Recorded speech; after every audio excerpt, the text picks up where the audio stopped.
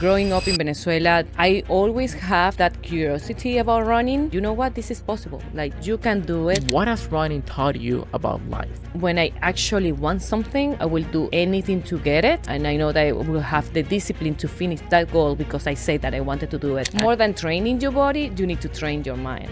What helped you to get to your goals? Be with myself and realizing that I am enough. I started living because before I wouldn't try to do anything because I was alone. Because you spend all your life waiting to have somebody, waiting to have a friend, waiting to have your partner. So in the meantime, life is passing. You are aging. Don't wait to have somebody to do something that you really want to do. You spend a lot of time with your thoughts, which for a lot of people is scary. What was that experience like? I remember that I was like, but what is the purpose of life? What is, like, this doesn't make any sense. I don't want to live at all. Welcome back to another episode. Today's guest is somebody I have the honor to call my friend. She's one of the most resilient people I've ever met.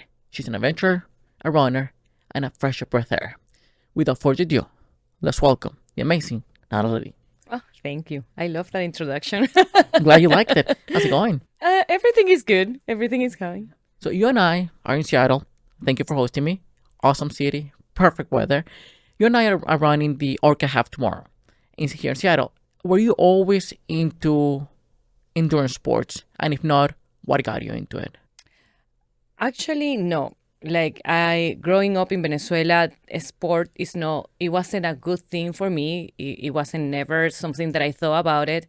Like, I always have that curiosity about running, but I never did it because, I don't know, I was most focusing in studying, partying, like having fun than doing any of the sports.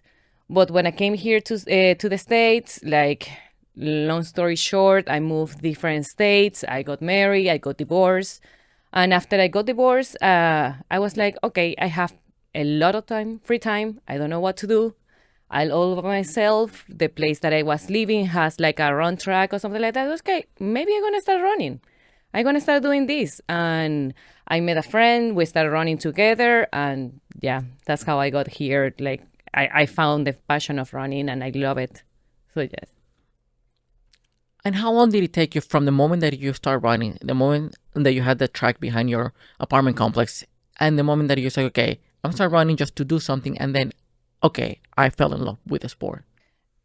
It was super fast because the lady that I met, she told me about this Ragnar relay race that they had a running group, a Latinos running group that it was founded by a really good friend that I love her.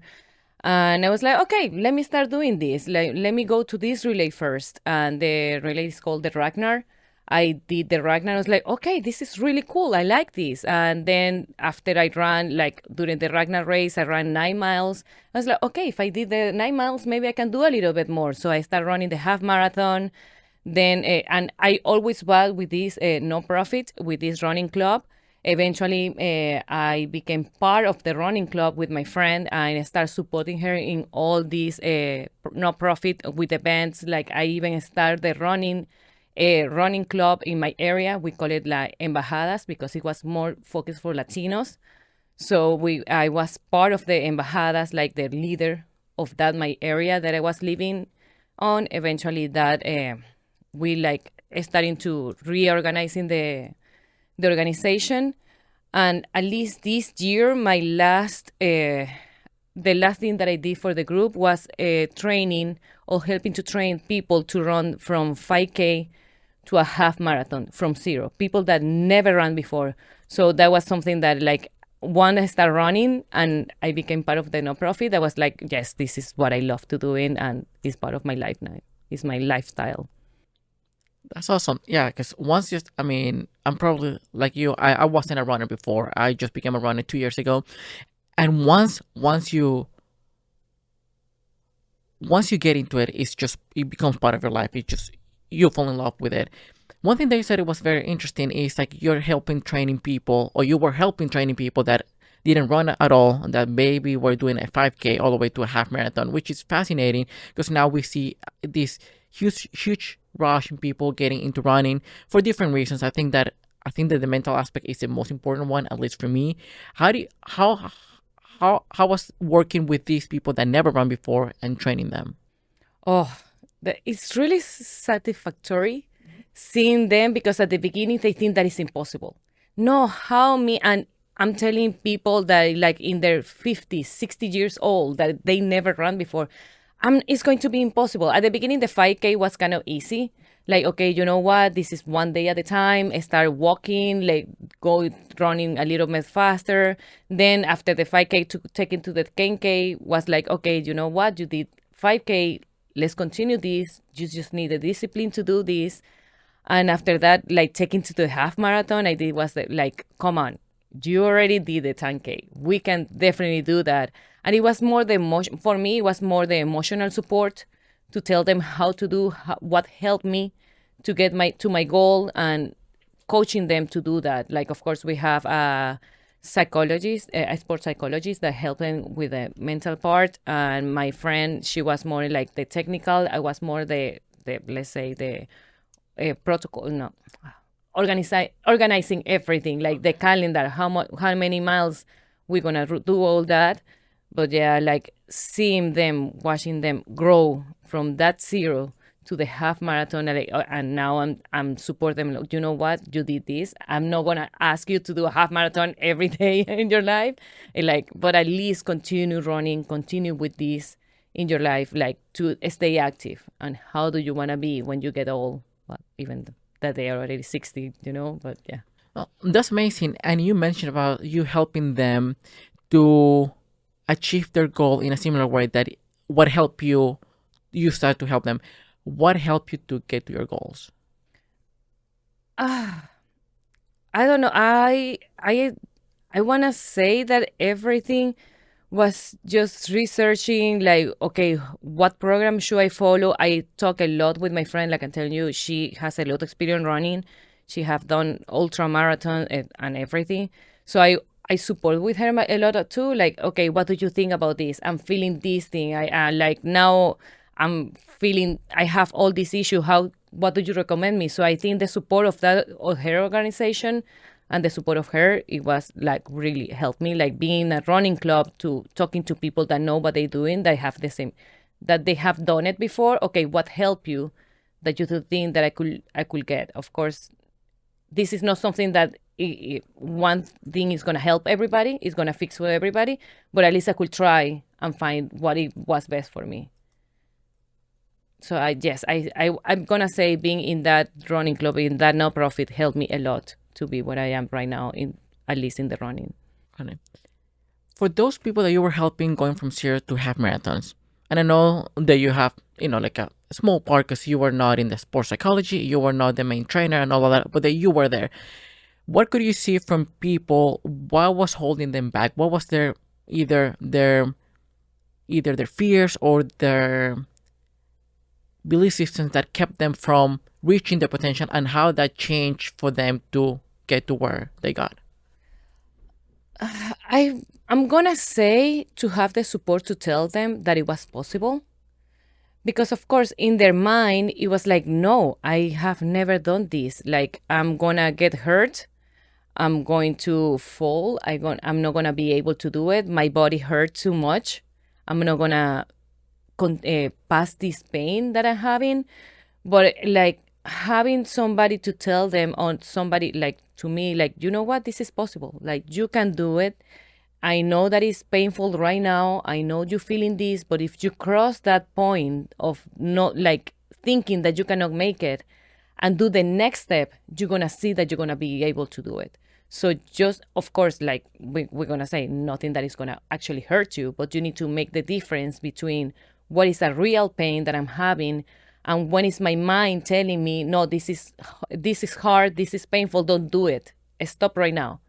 So I think it's knowing that different and crossing that is gonna help to continue to get your goal and continue. And I don't know, it even happens to me depending of the distance that I'm gonna say, okay, this day I'm gonna run 7 miles, or this day I'm gonna do the half marathon. Even when I'm doing at just 3 miles, my brain knows, okay, depending of this thing, it's gonna say, I'm gonna start telling you, don't stop doing it because it's too hard.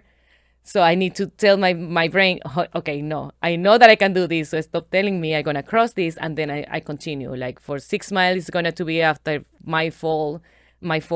When I have marathon after mile 7, mile 9, my brain's like, okay, this is hard. Don't, stop doing it. Why are you doing this? So it's just crossing those thoughts. I think more than training your body, you need to train your mind. Yeah, that mind over body is just very, very important in anything that you do in life.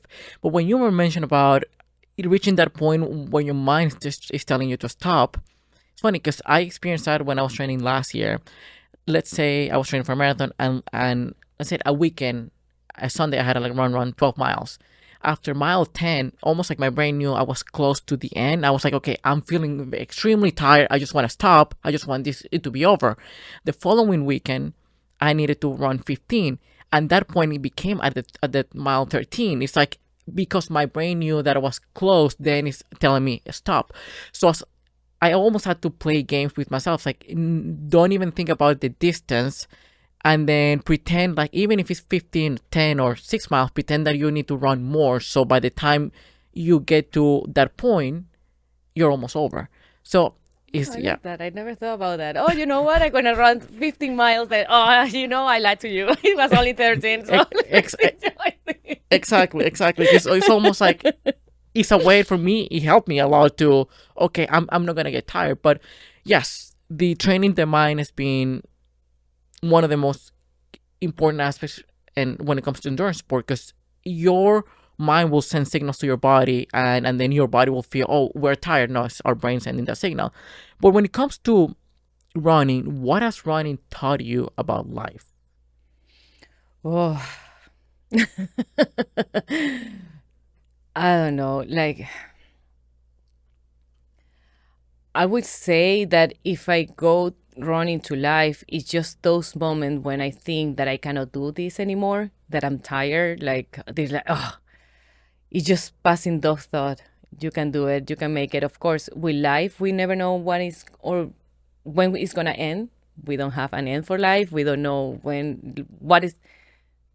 If you think about it, what is the main goal of life? Living, but at the same time, you know that you're gonna die. You don't know what is that gonna happen. But maybe just thinking, just enjoy and focus on what you're doing right now, and stop thinking what is going to be the end. Like running, while I'm running, I'm not gonna focus on the 13 miles that are gonna end. I'm just gonna focus in this 7 mile. Okay, let me go to the eighth. Okay, I get to the eighth. Let me go to the next one. So I guess life is going to be that. Just think, focus on the day that you have right now, and tomorrow is going to be another day, and we will deal with that when we get there. And the same, just go with that. Yeah, that's an interesting approach, because it's like, as you said, we focus a lot on the end goal, on the end thing, and then it makes the whole process more painful, because you're just looking at, I need to run 6 miles, I need to run 13, I need to, or in life, I need to get to this position, I need to make this much money, I need to find this person, whatever the case. And then instead of being in the present moment, you're just looking so far into the future, making you miserable to some extent. Exactly, yes, because even when you're running, if you know whatever miles do you want to do that day, when you start running, it's like, oh, damn it, today is going to be 6 miles. Right now I'm starting. Oh, this is mile one. Oh, I have 5 more. Now mile two. Instead of thinking every mile that you think that all the miles that you still have to run, just focus. Oh, yeah, you know what? I just ran 1 mile. Let me go to the right. Oh, yes, now it's mile two. Okay, I can continue this. Even some people say that the last mile for them is the worst one when they see, oh man, I might fall. I still have one more to go. For me, it's all the opposite. Oh, yes, I got the last mile. Let me enjoy this one because I'm so close to the goal. So I think that's that. Instead of focusing all the things that you're missing that you still have to do, focus on the one that you're just running one now, and just instead of go 1 mile to the at a time, go one day at a time. And that's what everybody says, and I think it makes sense. Is instead of focusing on everything that you haven't done yet that you have to go, like you say, getting the position, when you are studying, getting finish your career, when you have a family, oh man, having a baby and getting married and all that stuff, instead of focusing all that stuff that you haven't get yet, you haven't reached yet, just focusing every day what you're doing to get to whatever goal you have, and just enjoying life. I see that as a philosophy between running and life, and having the same approach. But is there any skill or something that you learned from running that you have applied in other areas of your life? I never thought about that. Maybe the discipline. Like, of course, everybody said, oh, yes, you have discipline in your life because you got your career, you have done all this. But I never thought about it like when I actually want something, I will do anything to get it. And having the discipline to do that, like 2 years ago in 2022, I have the goal to run at least 1 mile every day. They call it the streak, the running streak. And I say, oh, yeah, this seems easy. Let me do it. But when you actually have that goal, the discipline that that means to getting up every day to run just 1 mile, that you say, oh, yes, it's just 1 mile. Yes, but when you're traveling, when you party the day before that you don't want to get up, when you have had a really long day and it's 11 p.m. and you haven't run that mile, getting up and running that mile, those 10 minutes, for me, it was 10 minutes, is like, man, so painful. But having the discipline to say, no, this is what I want. This is what I said that I was going to do. I'm going to do it. So I think that now I know that I have that discipline that even in life I say I want, let's say that I want to go back to college, and I know that I will have the discipline to finish that goal because I say that I wanted to do it, and I will do anything to just make it happen. It's almost like building that mental muscle of, if I say that I'm gonna do this, I'm gonna do it, regardless of how painful it is. Is having that consistency, is having that also discipline, but keeping that word to yourself. Like, okay, if I said to myself that I was going to do it, then now nobody's gonna give me any approval. Nobody's gonna congratulate me. Nobody's gonna give me a pat on the back. Nobody's gonna give me validation. I'm doing it for myself. And even if I don't do it, nobody will care, but I will. Exactly. And even what we just talked about, the working with your mind, like, of course, in running, it's going to say, like, no, you need to stop right now because it's painful. Why are you doing all this? So I'm turning to mind to say myself, yes, I'm going to continue to finish this goal. Even now, I think it's easier for me to train my brain when I'm having my any thought that I know that is not making any good to me. So it's like, okay, yes, my brain telling me, like, sometimes I have this intrusive thought about, like, oh, you're not worth it, or you're not good enough, or all this stuff. Now I think it's easier for me to identify those and train those. And now I didn't thought about that, but I think that it makes sense since I'm training my brain when I'm running to, like, saying, okay, no, it's like, yes, it hurts, but I'm going to continue because this is what I want to do. Now when I have those thoughts, I tell myself, you know what, that's what you think, but that's not reality. Because I can be myself. So I continue my life to whatever main goal that is going to be. Like I'm telling you, I think eventually it's going to be die. That's the only, that's how life, you're living to die. So I think that now I never thought about it. It's not something that I constantly thinking, oh, what running has taught me. But I think it's really cool idea. I think it makes sense that now I can train my brain easier than I did it before running. And I think one thing that you said, it was very, very interesting to me. And I think that we don't really pay attention, or we don't really, we don't think too much about it, is even when we have those intrusive thoughts or negative thoughts about we're not enough, we're unworthy, or whatnot, or just whatnot, or we're not up to other people's standards, is you can tell all the positive affirmations that you want, but then you get even more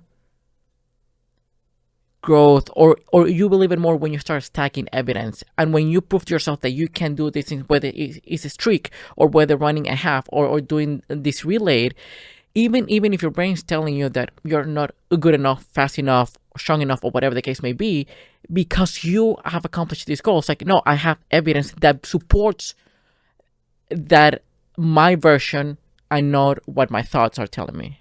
Oh yeah, never. Yeah, it's true because like I'm telling you, when you're running, and I think that happens to most of the runner. I'm not gonna say everybody because I don't know everybody, but yeah, when your brain is telling you to stop, you just continue, and you know that you're gonna finish, and it's going to be good. I think yes. Now I have evidence that when I don't follow what my brain is telling me, and more when I know that I what I am doing and what is good, I have everything that everything is gonna end well. So yes, it makes totally sense. I like that. Cool. Let's talk about something another thing that has to do with endurance, but in a different way. Let's talk about El Camino de Santiago Ah, for a moment.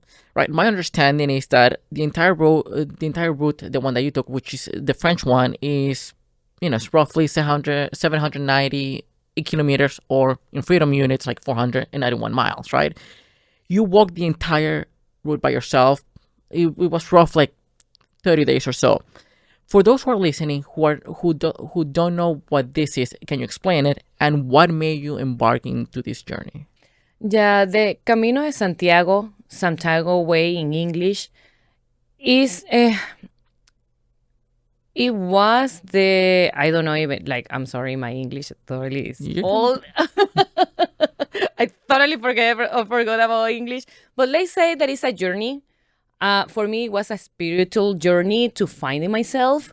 Like you said, it started in France, finished in Santiago de Compostela in Spain. It's going for me it was 32 days walking, just walking every day, roughly 500 miles.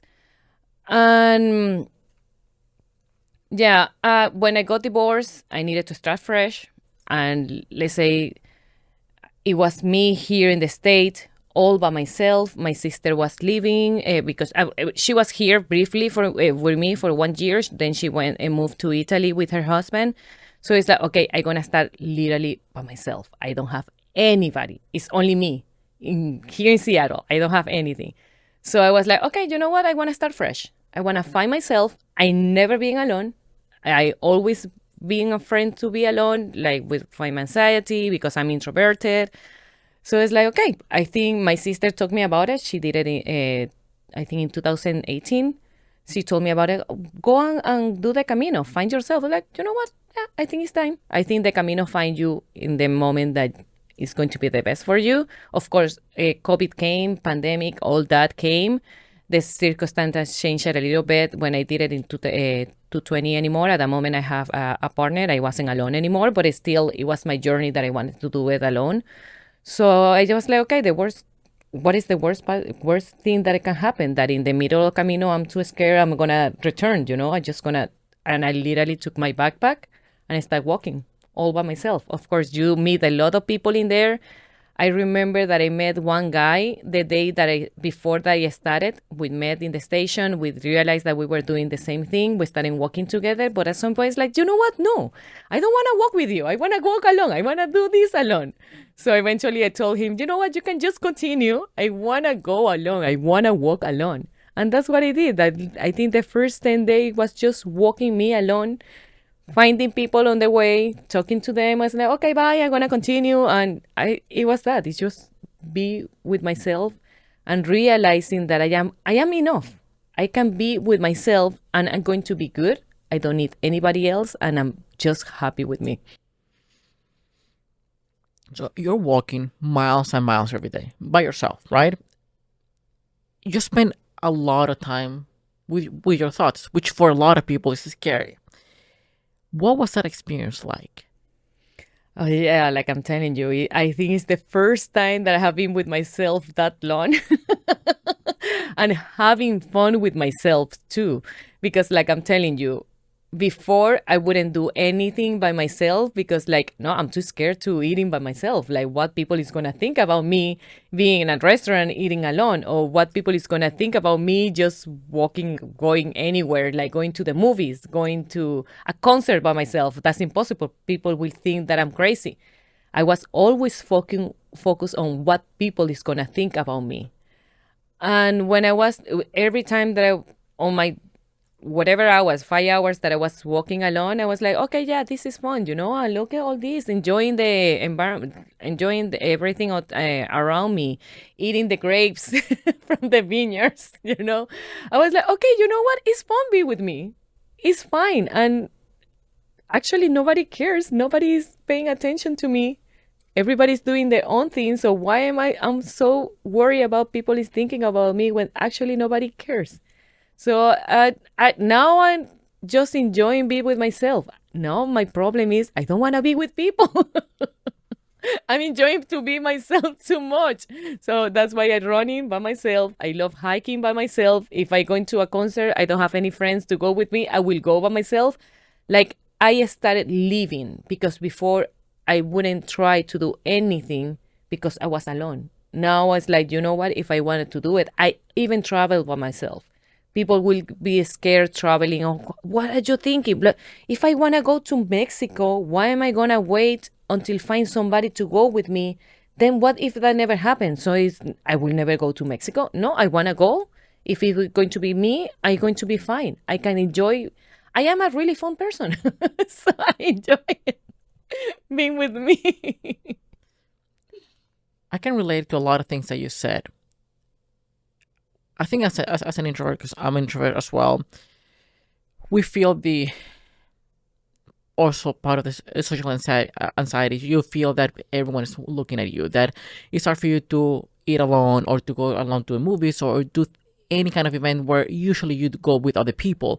Now, that I think is called the spotlight effect, when we feel that we have a spotlight on us and everyone is looking at us. And then you realize that almost nobody's looking at you, that it's all in your head and nobody really cares because everyone is so focused on themselves. You're not looking at other people because you're so focused on what people are thinking about you. So I had to come at peace with that, but I see people a lot not living life, not doing the things that they want to go to a comedy show, go to a movie, because, well, I don't have anybody to go with. It's like, I understand that it might be more enjoyable if you're with somebody, call it a friend, call it a family, call it your partner, whoever. But at the same time, if you don't have that, are you gonna... You're not giving yourself the chance to even enjoy that thing. Exactly, because you spend all your life waiting to have somebody, waiting to have a friend, waiting to have your partner. So in the meantime, life is passing. You are aging. You gonna stop, like your body is getting old. Like, of course, when you are in the 60s, 70s, you can still travel, you can still doing all the other stuff, but it's not going to be the same when you are in your 30s, that you have the energy to go to different places and know. And like, this is example the travel, it could be anything. So it's like, yes, I was like, I'm cannot wait to have somebody to do something. I just need to start living, and to start living, if I need to do the things alone, I will do it because I cannot wait for somebody to be here. I just need to start enjoying myself. And if I want to do to the movies, nobody's going to stop me. Nothing's going to stop me to go because I am alone. I don't know. Maybe I will find a partner sometime. It's going to be so much better. I'm not going to lie. It's always so much fun to having your best friend, to having somebody with you. But if I don't have anybody, that's fine too, because I need to enjoy my life. Like I'm telling you, we all have an end date. And if we don't enjoy life today, we don't know if that end date is going to be tomorrow, and it's going to be in 10 years, going to be in 50 years. So if I continue waiting to having somebody to enjoy life, then might never gonna happen. And even if you find somebody to enjoy life, that doesn't mean that he's gonna enjoy the same things that you do. Because what if that person doesn't like traveling? Yes, you eventually, like, in a perfect world, you find somebody that have the same interest as you, but at the same time, it's not going to be 100% all the interested. So it's like, okay, yeah, I didn't go to this concert because he didn't like that music. No, okay, perfect. You have your life. You have your own taste for anything. You can go to your own stuff. If I like this and you don't want to come with me, I'm still going to go and enjoy it because I am me as a person. I can do it, and I just enjoy him with me. Yeah, you said a couple of things. Once, like, okay, you can travel at 50, 60, but you're not going to have the same energy that you're at 30. But then you said something else, like, well, if you're lucky, you might live until 60, but you cannot mean your life might end tomorrow, so might as well just live it now. So having those reminders, we all know that, but we lack those reminders. We live on autopilot. It's just our days are the same, the same, the same, the same, and then we keep pushing goals further down the road. It's like whenever the conditions are perfect, I will do X, Y, and Z, and then it never happens, and then you look back 40 years, if you're lucky, shit, I didn't do this kind of thing. So I like that. And when it comes to doing things by yourself, the problem with that, because I'm like that way, once you get used to it, becomes an addiction that you don't want to put yourself out there, hang out with people, and the problem is that's one of the things that for me has been what I'm telling myself that I need a community is that there are studies that those who are quote unquote alone or by themselves or don't have a community around them live less. It's just their lifespan is shorter. It's just we are a social species. But that is hard once, as you said, once you get addicted to. I don't want to deal with people's bullshit and anything like that. I enjoy my time and then I can do things on my own.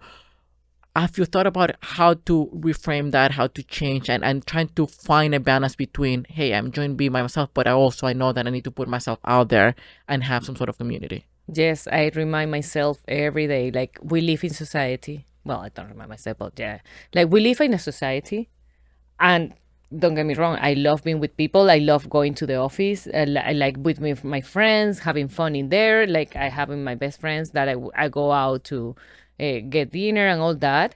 So yes, I love being in society. I love being with them, but at the same time, I enjoy, like I have a balance of what I like doing by my own and what do I do with my friends. But at the same time, I think that if I have something that I want to do, don't wait for somebody to come and do it, and just if I need to do it alone, I will do it. Like I'm telling you, like going to a concert that I love, this band that is going to be in town for in that month. Before I will think, oh no, but I don't have anybody to go. I'm gonna miss the concert. I feel so sad that I didn't go.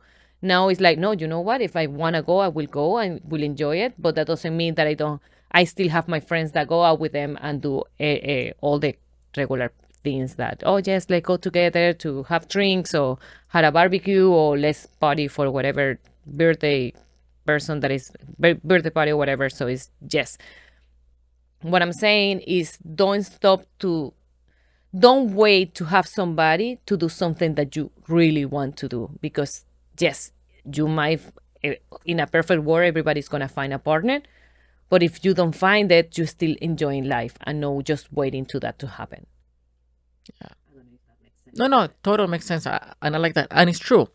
But since we're not talking of being with your thoughts and things that we struggle with, you know, nowadays a lot of people are struggling with mental health, you know, or illnesses, anxiety, depression, all of that. I know that you recently, or not recently, you have a past of depression, just ups and downs, and all of that. How do you navigate those days, those mental battles every day, just to keep pushing, to keep moving forward? Oh yes, that's really hard. Just to think about it, having the like seeing myself how I was on my really really low moments, and how I right now I think that I'm not gonna say in a high, but I'm at a really good place right now with myself. But yeah, when I was, I think the worst one that like right now in my adult life, I have two moments that I know that I was really, really low. That was maybe in 2017, like I'm telling you, maybe 5 years ago. No, 8 years ago. I remember that I was like, but what is the purpose of life? What is, like, this doesn't make any sense. I don't want to live at all. Of course, I never thought taking any actions, but it's like, I was like, yes, like, why don't just die? And at that moment, I was with somebody. I had a partner. I had my dog. I have a good life. I wasn't working for the circumstances. But it's like, I think this doesn't make any sense. And I had the guilt because I have a family that love me. My parents love me. My siblings love me. I have a husband. But still, I don't feel love because I wasn't loving myself. So it was a struggle every day of my life, like just thinking, getting up and doing the regular things like just getting a shower, being functional, eat, like go out, leave. And I remember I needed to take pills, antidepressants, and everything to like trying to balance the chemistry on my brain. That's how it, like if we go into science, that's what they doing. But I think what it's just one day I just maybe I find a new purpose. I started seeing things differently. I remember that I started getting better when I got a new job, and that's why maybe that's why I was depressed because I didn't have anything to live for, or the job that I had before it wasn't so fulfillment as the one that I have right now. And the second one it came like just recently, 1 year and a half that I was really bad. That was different because before I was like, I don't want to leave this life. It doesn't make any sense. This time, yes, I'm going to leave, but just because I have to leave. Because I know that I'm not going to do anything to finish my life, to end my life. But I was like, I'm not going to do anything to leave neither. You know, I was like, I'm done. I'm not doing anything else.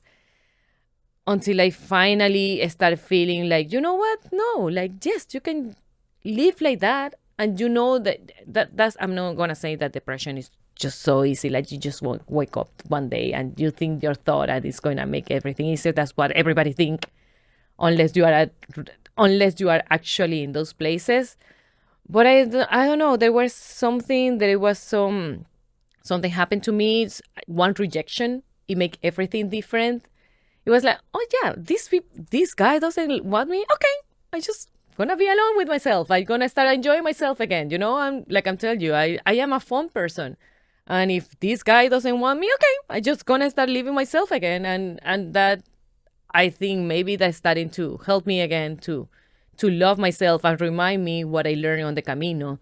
That even it's really good to have somebody, but if I don't have it, that's fine. I don't need anybody to live and have fun and be myself. Yes, I think those one thing that you mentioned is that those who haven't experienced the depression, like deep depression, they don't understand exactly how the whole thing works. It's almost like, well, what? Almost like, okay, you're just sad. No, I mean, there are levels of this, and I've struggled with depression for probably 15, 20 years of my life. It's always been a struggle, and I interviewed a guy who also struggles a lot with that, and he put it beautifully in a way to explain what we feel like. He says it's like every morning you wake up and you have a stone and a hill, and you have to carry the stone and go up and down the hill and come back. Some days you have a boulder and Mount Everest to climb. Those are the worst days. Those are the days that you need to say, I don't even know how I'm gonna make it through the day. And some of them are easy, but it's not a straight line. You see a lot of ups and downs, and then when you think that you're finally over, when you feel that it finally okay, I'm out of the dark place, you come back to that dark place. In your case, what helped you cope with that and eventually help you, or what helped you cope and eventually pull you out of that dark place? Since I came here to the States 10 years ago, I studied with transformational workshops. In there, I learned that everything on your mind is just thought. You can always change your thought. So it's like, I think that really helped me to realize, okay, right now where I am, and I can change that and move on. The first time, like I'm telling you, when I was in the 17, like 8 years ago, it was the worst. Even I couldn't even think that I actually wanted to die. Like I was like, oh my God, life is so hard. I just don't want to do it. I think you have a trigger, a moment that is going to trick you to go down, and eventually something is going to take you out. For me, it was finding a job, finding something that fulfilled me, to have a purpose. Eventually, I got divorced. Thank God my divorce didn't get me down, like, didn't make me feel bad. It made me feel good because I know it wasn't a relationship that I wasn't happy. So when that ended, that helped me to get out of that depression. So that was the first time how I could get out. But the second time, I did the Camino. So I had a different way to work with my brain, to work with my thought. I knew that I could be alone by myself, and I will have fun. And what was thinking, saying to me every day is like, okay, right now, this is the second time that happened to you. You know that right now this is a low, but you know that eventually when you come out of this, you're gonna feel so much better because you have been in a high too. You have been in the here and you have been out of that. So you don't know that this is just a moment. You don't know how it's gonna last. It could last you 10 years, 2 years, whatever it's gonna last you. But after you come out of that, it's going to be so much better. And it's gonna be so much better that you're gonna be happy that you didn't do anything because you are out of there. So it's like, for me, it was like, this is just momentaneously. Everything can change. Just cope with this. Feel what you're feeling. What you're feeling right now is good, but we need to start thinking that everything is get better. So like, I think I have ways to work with my brain, kind of easier to like to try to change that. I don't know the second time what helped me when I was in my second low, like I call it a second low because it's like these really strong moments that I knew that I was depressed. Because I think my depression, it had been always with me. Of course, when I was in Venezuela, or when I was growing up, when I was a child, I didn't know that it was depression. I didn't know that it was sad. It was my life. It was my everyday. That's how I knew. Of course, I like, on the outside, on the way that people see me, is like, oh, you're so happy all the time. You always smiling. You're all so nice. But that's my personality. But my brain inside is telling me all the opposite. I was explaining people, my brain is constantly attacking me, telling me, you're such a liar. You're such a loser. Telling me all this bad stuff. Of course, growing up, I didn't have a way to cope. I didn't know what was that. It was just my normal.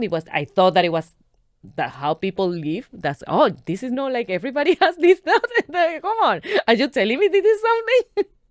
But when I came here to the state, I started working on myself, finding myself, changing my circumstances, my thought, and all that. So that's why I know that I have these two huge moments so far. That when I was 8 years ago, that I was like, okay, yeah, this is real. This is depression. And that's how, I think the whole world started talking about mental issues. Like, this is really a sickness, because before in Venezuela, you never talk about that. Depression, that doesn't exist. That's so people that doesn't have anything to do with their life, how loser they are, just go out and be with that's how everybody say. No, just go out, be with nature. That's going to take you depression. That's not how that works. You're just sad. You're such a stupid person. Like, come on. But no, I think the being on the second time is like, okay, yes, I know what is this. I already passed this, and this is momentary. I know that I can work with my thought. Eventually, everything is going to get better. Just hang in there. I think that's what it's like, hanging there. You said several interesting things. One of them is just like, yes, that your thoughts, and realizing that those are not true. And one kind of mantra I keep telling myself every now and then, it's like, okay, I might be the thinker of the thoughts, but not the thoughts themselves. It's like trying to remind myself that. It's like every now and then.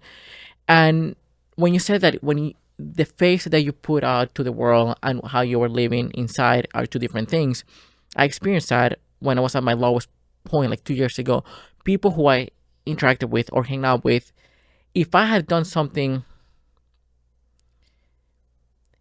if I'd have taken my life just because I was like in the lowest point, nobody would have seen it coming. Because there's a way. Because I was wearing a facade, a mask. It's like, okay, this is what I show to the world, but at home, or when I'm by myself, I'm in hell. I'm suffering. I'm just in pure misery. That made me realize, and I've shared on the podcast in the past, is when I realized how people were looking at me in that regards, like, I wonder how many people are doing the same. How many people you think that they're fine and they're just in plain misery. They're just like miserable, but we are too afraid to show. We're too afraid to be vulnerable. We're too afraid to just, hey, I'm struggling. I need help. Whether it's just somebody who will sit next to me and listen to me. That's it. I don't need anything else. But it's having that kind of the empathy, not for those who are haters or suffering, but also who seem to be happy, but inside they're probably suffering as well. Exactly. And especially when people tells you, you're sad. Just don't be sad. Like, just go out. That's gonna help I you. never thought about it, right? Oh, yes. Why nobody told me? I'm so stupid. It's like, is that easy? So I think that's why I openly talk about how I feel and how my brains attack me. Because, like before, like you said, I hate to be vulnerable. I hate to show my real me. I think maybe only a few people can say that they have been seen me crying because I don't cry in public. Now I cry. Before I didn't cry before. Now I cry when I'm alone because I know that crying is healthy, crying is good. But it's like now it's like, you know what? No, my brain, I know that you think that I'm cool. I know that you think that I'm happy, but that right now this is the thought that I have that I'm trying to work on, and this is how I feel right now. And yes, it's normal to feel yeah, for some people it's normal. I'm not saying that it's good, but it's just normal. It's how it is. Because that's the other thing. We are the one that say this is good or this is bad. Because if you think about it, like I'm telling you, it's that's how my brain works. It's just me. Like even with depression or no depression, happy or not happy, this is me with all my illness, with all my thought, with everything that is on me. I'm the one that's saying that depression is bad. I'm the one that's saying that happy is good because that's what society put. It's just depression. It's just the normal, it's just that. We are the one that denoted like a bad or good. So that's why I'm telling you, yeah, this is how my brain works. I know that I could be better, I could feel better, I could be happier. But right now, this is how I'm feeling, and that's good. I'm dealing with this. Eventually, I know I'm going to get out of that, and I'm going to say that I'm be myself again. But at the same time, with depression, when I'm in my low, I'm myself too. So it's just like coping that, okay, what I'm dealing with right now, I know that I can get that. I mean, like I'm telling you, I'm enjoying where I am right now. I feel good. And that's fine. That could be a phase again. I eventually I wish that it could be neutral, but even be neutral, what that neutral means. When when it's neutral, when it's low, when it's high, it's just like Baseline, yeah. Well, it depends a bit because yes, even though most of life events or things that happen don't have like a positive or negative meaning, which we put that meaning to that event. But when it comes to emotion, it is known, proven, study that these negative emotions, when your body is on flight or fight response, when you are in survival mode, when you are stressed, when you're anxious, when you're sad, when you're depressed, when you feel unworthy, when you feel like a victim, whatever the case may be, your brain biochemistry is different and it sends chemicals to your body that eventually can make you sick, can make you either develop cancer or just other kind of illnesses. And yes, it is okay to accept the depression for what it is at the moment, but at the same time, we need to be careful when it comes to this kind of last for a long period of time, because then my health is going to be really affected by it. exactly. So the idea is to be good. Is yes, because like when you're sick, you don't want to be sick. Like your body, when you have a flu or something like that, you're doing everything to make your body to feel again and be like in a neutral state that you are is functioning the way that it should be. So yes, exactly. That's the idea. Like that's for some people they live depressed all their life is the normal, but you can get better of that. But because some people always are sick, that the body didn't is not working an issue, and they spend the whole life being sick. But the goal is to make it to work at least how it should be.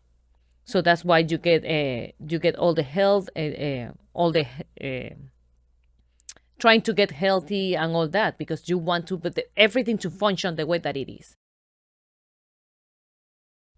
Yeah, no, it makes a ton of sense, and really, again, it's a good reminder. It's a good, even if you don't know about it, it's like, okay, I'm gonna start applying that either logic or philosophy into my life.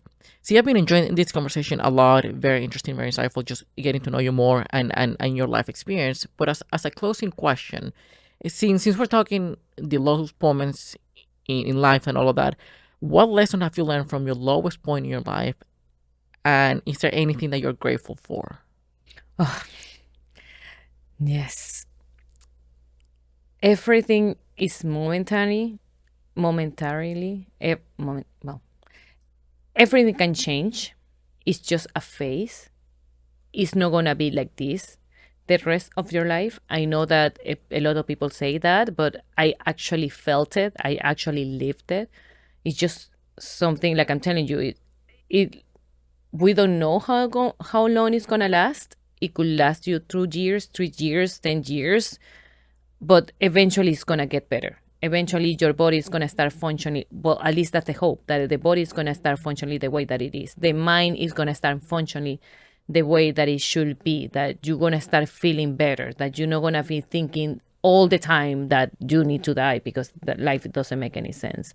So yeah, I think that that's the main thing for me. Like recognizing what I am, I know that everything can be the way that it should be, that you think that it should be. It makes sense to you, for you to feel good, to feel better. And what was the other question? If you anything that you were grateful for Oh, from yes. that low point. Even for, like we were talking the other day, how do you know that you're happy if you have never feel sadness? How do you know that you're healthy if you've never been sick? When you live all your life the same way, you cannot know the difference between this is good or bad, this is positive, negative. So for a person that always been depressed, they, if they don't, never experience to be good, they will never know the difference. Oh yeah, this wasn't feeling good. So I think I'm even thankful to having those low moments because I can enjoy my good or my high moments even better because, oh my God, this feels so good. I'm so happy that I'm out of that because now I'm actually enjoying being in this moment. If you are happy all the time, you don't know that you're happy. So if now for me having those contrast moments, I can actually say, oh, this feels really good. I gonna stay in this as long as I can, and hopefully I can never go back to that. But just because I know that I felt that low, I felt that put in like that black, and right now I am white and the black and white or whatever like that. So I think that I'm really thankful for that because I can enjoy life right now the way that I want to enjoy it, and it makes me feel good and happy. Yeah, I love that answer. And yes, it gives you, you no longer take those good moments for granted. You start appreciating those good moments because you know what it feels, what the opposite thing feels like. And as you said, nothing lasts forever. The good moments don't last forever. So don't bank on good moments to be always there, and just be prepared for be disappointed or just getting or just getting a blow by life. But at the same time, if you're in a low moment, things can turn around eventually. Now, when will that happen? We'll see. But well, and Natalie, was a pleasure having a conversation with you. Really enjoyable, and thank you so much for coming on the No, podcast. thank you so much for having me. I think it's the first time that I thought I start thinking different ways because it's like for me, life is just go. I'm not analyzing everything. I discovered a lot of stuff that I never thought about it. So that was really fun. Thank you for Awesome. having me Yeah. here. Thank you.